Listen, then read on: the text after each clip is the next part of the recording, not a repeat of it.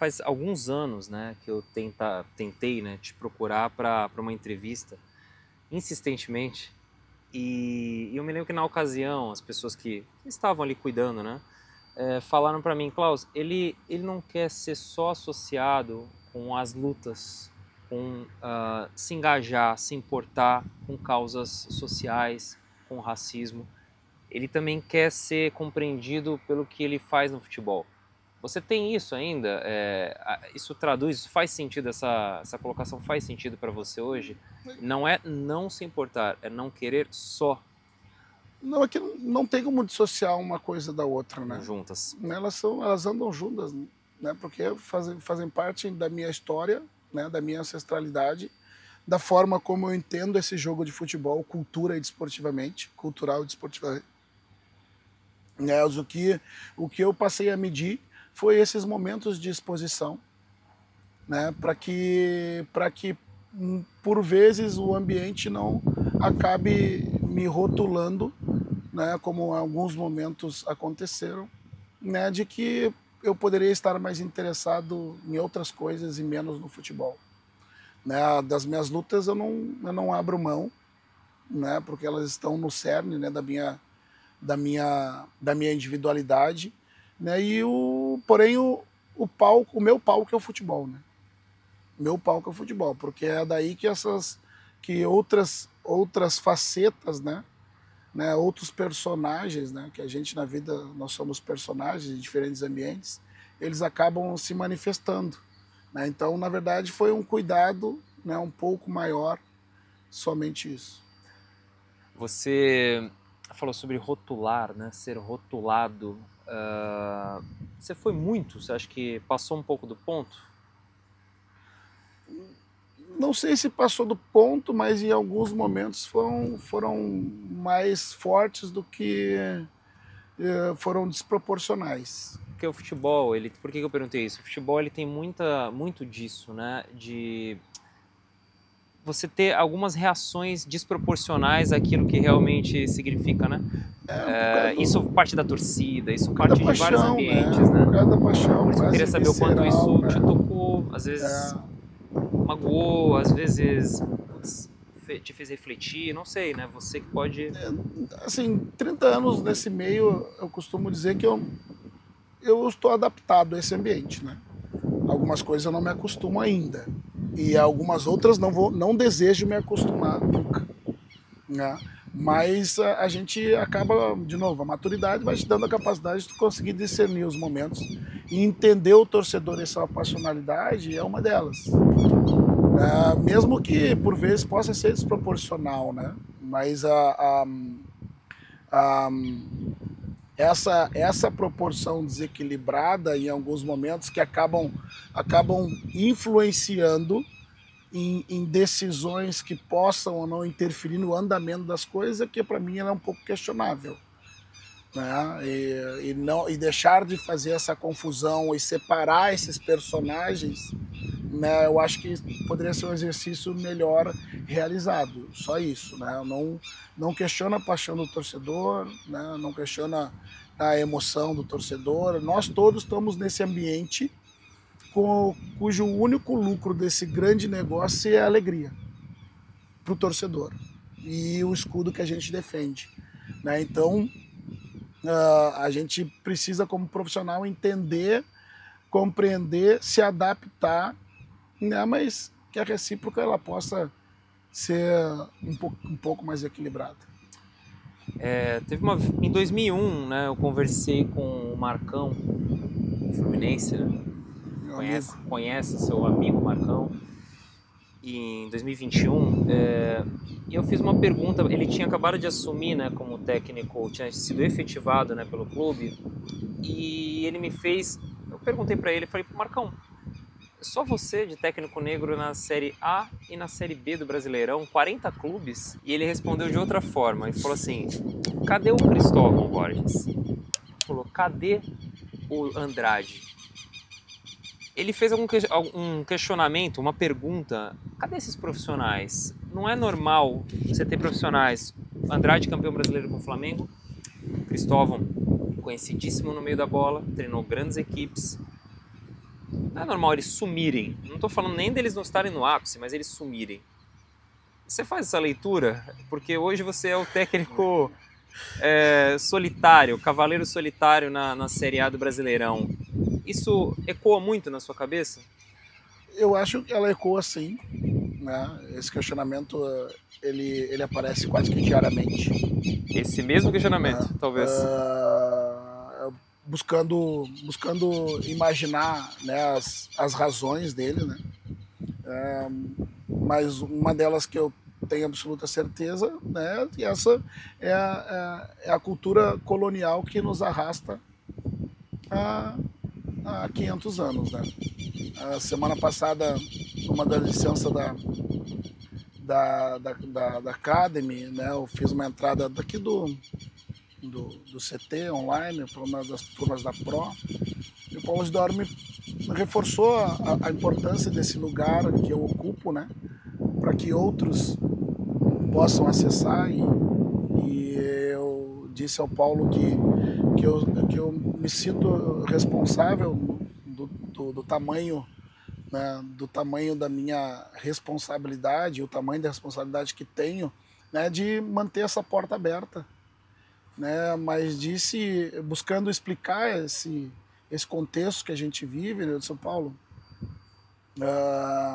Se a gente imaginar o futebol como uma pirâmide social, né, todos nós que estamos no campo, né, sejamos eles pretos ou brancos, quem está no alto da pirâmide nos enxerga todos pretos. Porque ou somos pretos pela cor da pele, né, ou somos pretos porque viemos, na sua maioria esmagadora, da mesma classe social. E a prova de que nesse universo, né, as vagas, em alguma medida, foram reservadas para um grupo, em detrimento de outro, é que quando o campo acaba para ambos, e nós, ex-atletas brancos ou pretos, decidimos ascender para outros andares dessa pirâmide, os filtros começam, né? Porque nós vemos poucos atletas, mas aqueles poucos que ascendem além da carreira de treinador, né, até para outros andares maiores, eles são, em sua maior número, indivíduos brancos, né? Porque o ex-atleta branco, ele consegue se disfarçar. A gente não pode, a nossa cor nos denuncia. Então, o ambiente do esporte, ele nada mais é do que o extrato do que nós somos como sociedade. Cada clube de futebol, com as suas peculiaridades, para mim, ela tem muito o contexto do que nós somos, né, como extrato social. Amplificado, né, pelas relações viscerais da paixão, né, da disputa, né? Então, já houve muitos avanços, porque hoje se permite que até mesmo eu consiga estar falando de forma aberta, né, sem o julgamento, né, de por vezes estar até desejando sofrência. Talvez isso não acontecesse há bem pouco tempo, né? Com certeza não. Isso mudou, com certeza não. Mais recentemente. Isso, né, poder falar sobre esse assunto é algo recente, né? Sinto estar sendo considerado que tu está reivindicando algo que tu não teria o direito de estar reivindicando, porque o Brasil é um país miscigenado e aqui as oportunidades são iguais para todos. Aqui a gente sabe que não é verdade. Mas, de toda forma, hoje se permite que a gente consiga falar sobre o assunto, né, e eu consiga externar a minha opinião sincera e verdadeira, né? É a minha verdade, né, baseada no que eu leio, no que eu vivo, no que eu sinto e no que o ambiente mostra, né? Claramente, né, como sociedade do futebol. A mensagem da marcha de Washington, do Luther King, ela faz sentido para você nesse contexto também? I have a dream, né? Eu tenho um sonho. um sonho de uma sociedade mais igual, né? Um sonho de que realmente não haja, né, o preconceito. Ou isso é uma coisa fora, assim? É lindo, né? Talvez seja utópico. E para mim, eu acho que esse contexto nós vamos ajudar a melhorar a partir da distopia, né? Esse ambiente ele está posto. Né? Esse sonho ele é possível, né? Mas nós precisamos lidar com o extrato atual. Com a realidade. Com a realidade. Né? Então eu também adoro, eu também tenho um sonho, eu também adoro o mérito. Eu também adoro a disputa pelo mérito.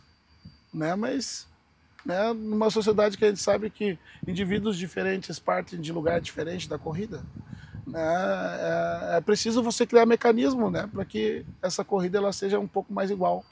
E né? Quem poderia criar? Nós, né?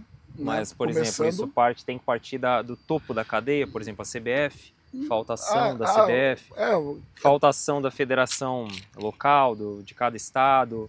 De quem falta ação? São os técnicos que precisam gritar mais? Hoje eu sou palestrante da CBF e já em conversas, os cursos, por exemplo, hoje eles poderiam ser mais acessíveis ou ter iniciativas para que a gente conseguisse que ex-atletas pudessem acessar o curso para treinador de futebol que não tem a capacidade financeira de fazê-lo, por exemplo. Sistema de cotas, por exemplo. Porque 3% dos jogadores profissionais ganham mais de 10 salários mínimos, segundo uma pesquisa que há muito tempo eu falo. Não imagino que talvez não tenha se modificado desde então. E eu sempre conto a história de um amigo meu que foi jogador, que ele disse: Roger, eu joguei 15 anos como profissional. Eu nunca fiquei mais de 3 meses desempregado. Mas meu salário maior foi R$3.000. Né? Eu escolhi não casar cedo, não ter filhos, para eu poder viver esse meu sonho sem comprometer, porque com família e com filho é mais difícil. Eu acabei minha carreira aos 35, cara, no outro dia eu tive que procurar um emprego para conseguir vencer o mês, porque as contas no final do mês chegavam. E ele vivia dizendo: não, Roger, tu que foi jogador, eu fui dublê.